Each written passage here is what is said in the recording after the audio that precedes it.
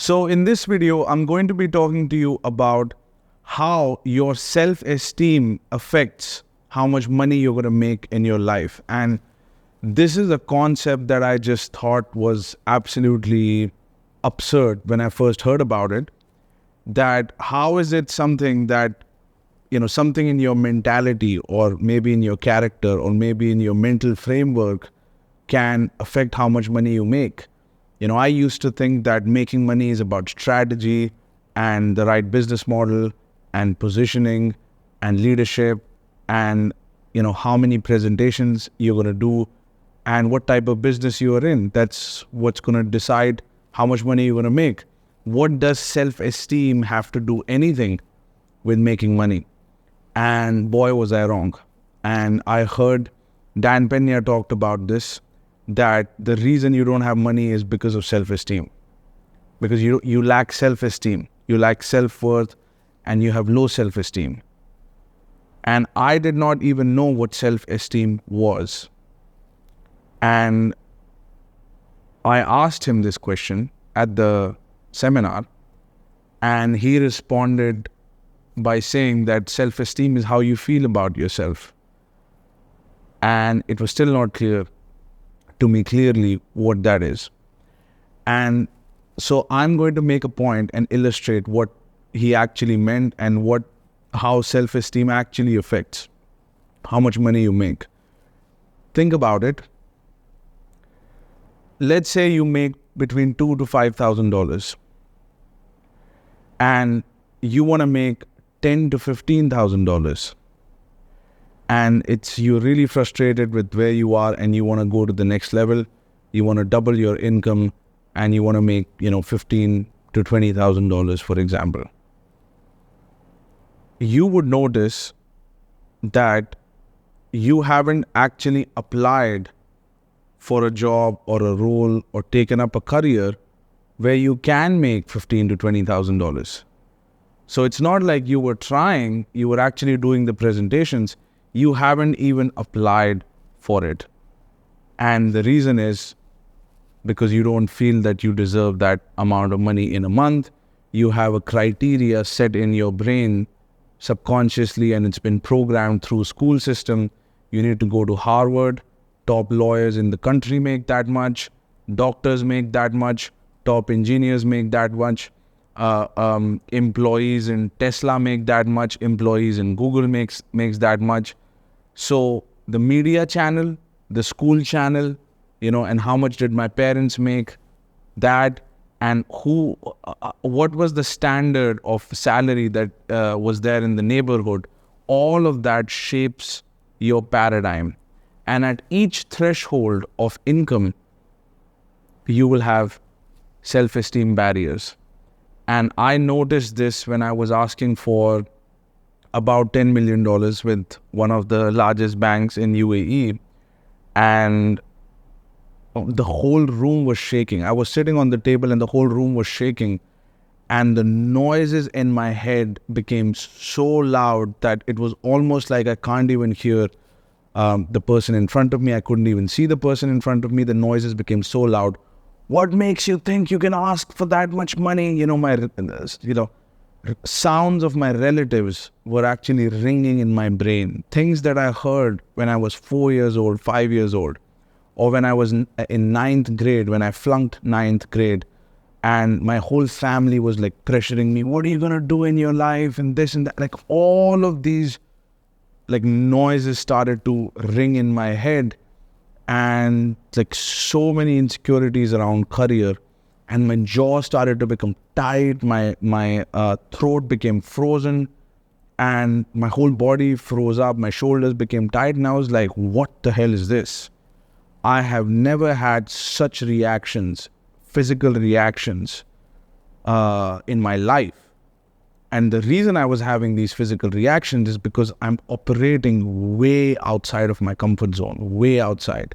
And my system is not able to handle it because it's such a new territory that none of the members in my family have ever gone into business. None of the members in my family have raised capital. And certainly none of my family members have ever seen money like this that I'm now looking to raise, and you have age-related barriers. Oh, you are so young, you need to go work for a company, gain experience, and then, there are so many criteria that get created in school. You got to go get a degree first from an Ivy League school. To get a degree, you got to get good grades. Once you have the degree, you have to go work as an intern, then work for 20 years in a company, and then, only then, when you have gray hair, that's when you're qualified. And that's when you're going to make the big money. And that's a fallacy. That's not true. But these are programming. At age threshold. My father was a lawyer, and he used to say I should dye my hair white because I can charge more money because of that. So you have age-based authority in the corporate world. And it's a consensus. It's an agreement that's there, but it's not real. It's not real. People have made so much more money. And there are no limits like that, but we put up these limits on ourselves.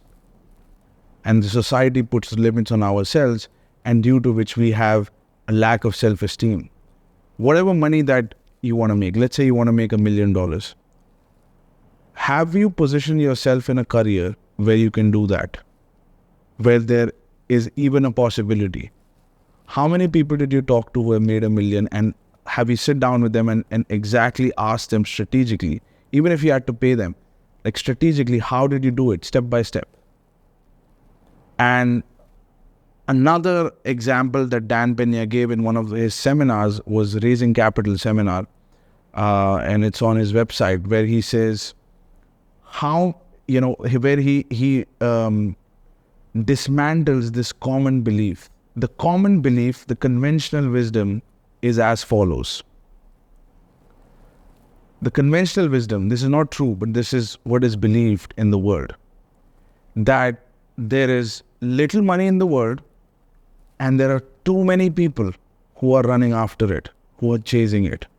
You see people running on the office streets, you see, videos of Wall Street, and you're like, what chance do I have? There are too many people going after the money, and I would just be one of them. And he said, just the opposite is true. There is too much money in the world, and very few people are actually going for it, the big money. And he said, you don't believe me? I will ask a question. How many of you have been in a financial presentation asking for money, looking for money in the last 1 year? Few hands go up. How many of you have been in a financial presentation in the last 6 months? Fewer hands go up. Then how many people have been in the financial presentation in the last month? No hands go up. Last week, no hands go up. This morning, no hands go up. And he actually created a data. He didn't create it. He shared a data that if you look at this room and how few people, and that was a business seminar, so you had entrepreneurs attending this seminar. How few people have actually looked for money. There are so few in the whole world who are actually looking for money. And I know this by experience, that the top bankers in UAE, you could get a meeting with them, no problem. Top senior executives, you could get a meeting with them. And this is against conventional wisdom, because we have seen in the movies, when a CEO is sitting in an office, there is a line outside. When you go on a doctor's appointment, there is a line outside. You think that's what you're going to see when you meet with a CEO. That's not the case. CEOs, high-profile CEOs, are extremely approachable. But that's one of those things. You don't ask, you don't get. That's what another thing that Dan Pena talks about. And he said that you're not getting enough money is because you don't ask for it. Because your whole life you have been told not to ask. Whole life you have been told, keep your mouth closed, stop asking for things, right? And we don't ask, we don't present ourselves forward. How many times have you seen women or men way dumber and stupid than you speaking at a major podcast, And you're sitting in your room and thinking, how stupid can this person be? And that person is banking millions of dollars. And you're like, I'm smarter than this person. I know it. Then why am I sitting here and that person is exposed to a mass, network of people and have this kind of an authority? Like how crazy is that? And the answer lies in self-esteem. Because the way the system is set up and the way the school system is set up, they program false beliefs into your brain so that your self-esteem can be beaten down to a small level and you will only ask for what you need. And that's it. In our family, they used to say, only go after what you need. Don't make anything more than what you need. And there are these beliefs that everybody's on this Kool-Aid, and it's almost like everybody's got self-esteem issues. And when everybody looks the same, talks the same, you don't feel like there's something wrong. But if you notice it very clearly, that people are not even attempting, and what holds them back is the self-esteem. And as I said, at every threshold of income, at every threshold of capital, you will experience there are self-esteem barrier, and your system will shake, and it's not going to be able to handle it. And all kinds of beliefs are going to come up. I also shared one story where one of the second largest banks in UAE provided me with an indicative term sheet to finance 70% of a $10 million deal. They sent the term sheet via email, and I looked up and I called up my business partner and I said, I've received something. Can you come on Zoom? And he said, yeah, sure. And I got on Zoom and he told me, Prithvi, you just secured yourself a term sheet. These banks are interested. And I'm like, I don't think this is a term sheet. And he said, I know what a term sheet is, and this is what a term sheet is. And then he told me that, Prithvi, do you know what's happening? And I was like, what? You don't even believe that you managed to do this. You don't even believe that you got one of the largest banks in UAE to show interest in your deal. You don't even believe that mentally. Because you haven't seen anybody do it.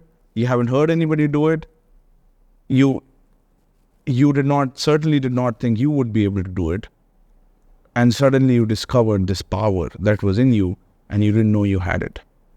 And when these little accomplishments happen, for example, when I closed the CEO of a $3.5 billion company to be my business partner and the chairman of my company, and several other board members when I negotiated with billion-dollar law firms, I didn't know that I would be able to do these things.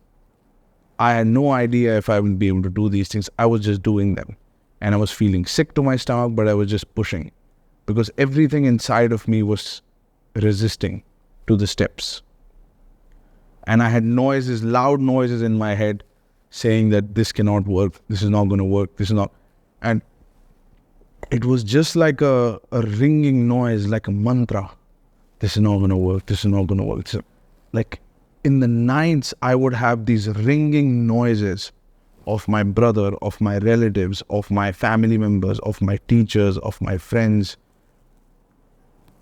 Crazy. I mean, things were happening in my head and I was like, what is all of this?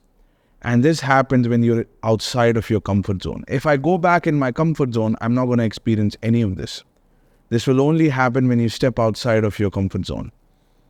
And so I started to really see it, the correlation between self-esteem and how much money you make.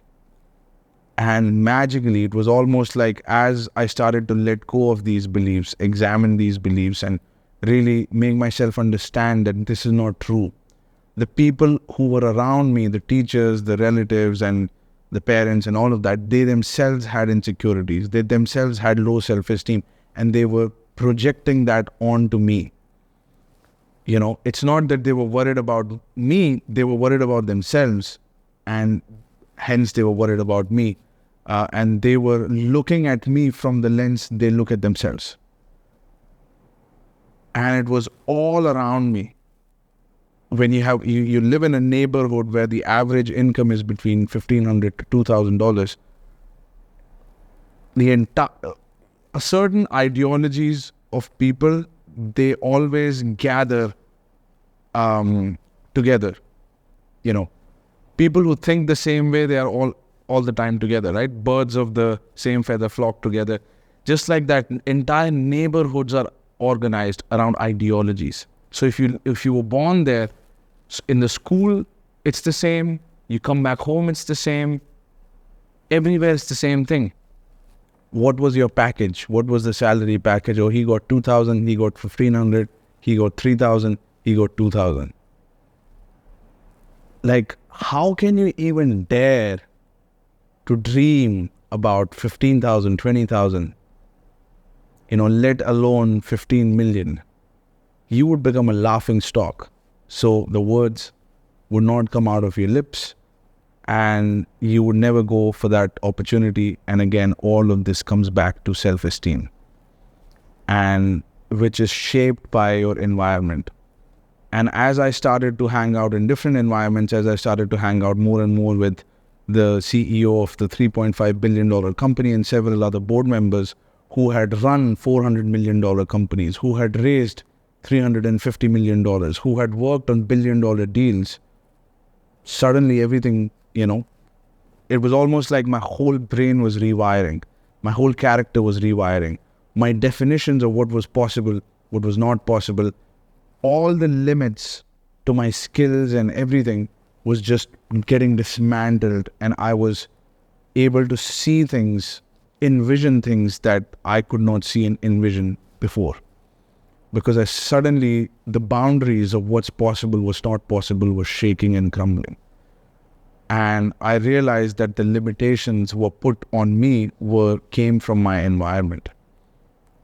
And they were all false, and they were all lies. And that's the lesson. And this is how your level of self-esteem and your income is directly linked.